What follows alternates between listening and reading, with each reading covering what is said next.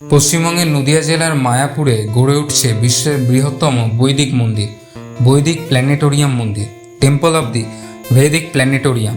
এটি আন্তর্জাতিক কৃষ্ণ ভাবনামৃত সংঘের ইসকনের বিশ্ব সদর দপ্তর হিসেবে কাজ করবে।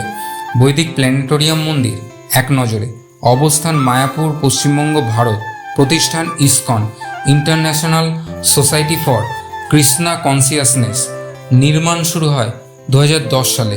উদ্দেশ্য বৈদিক জ্ঞান, মহাবিশ্বের গঠন ও ভগবত ভক্তির প্রচার।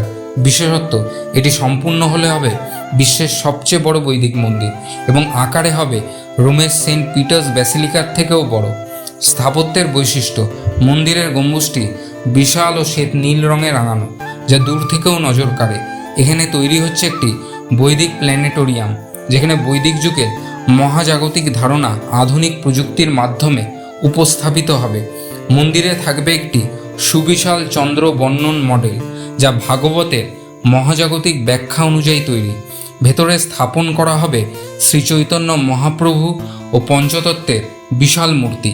লক্ষ্য ও গুরুত্ব, বিশ্বের মানুষকে বৈদিক জ্ঞান ও সংস্কৃতির সঙ্গে পরিচয় করানো, আধুনিক বিজ্ঞান ও প্রাচীন জ্ঞানকে একত্রিত করে শিক্ষামূলক পরিবেশ তৈরি করা। ভারত তথা পশ্চিমবঙ্গকে আন্তর্জাতিক ধর্মীয় পর্যটন কেন্দ্র হিসেবে গড়ে তোলা। আন্তর্জাতিক প্রভাব, মন্দিরটি শুধু ধর্মীয় স্থান নয়, এটি হবে একটি আন্তর্জাতিক গবেষণা ও সাংস্কৃতিক কেন্দ্র।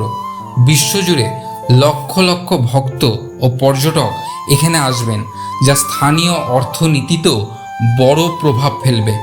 বৈদিক প্ল্যানেটোরিয়াম মন্দির শুধুমাত্র একটি স্থাপত্য কীর্তিই নয়, বরং এটি ভারতীয় দর্শন, বিজ্ঞান ও আধ্যাত্মিকতার এক অনন্য মিলনস্থল হতে চলেছে। এর মাধ্যমে মায়াপুর হয়ে উঠবে আধুনিক যুগের বৈদিক পুনর্জাগরণের প্রতীক। এই ধরনের নতুন নতুন তথ্যপূর্ণ ভিডিও পেতে এই চ্যানেলটিকে সাবস্ক্রাইব করতে ভুলবেন না। রাধে রাধে।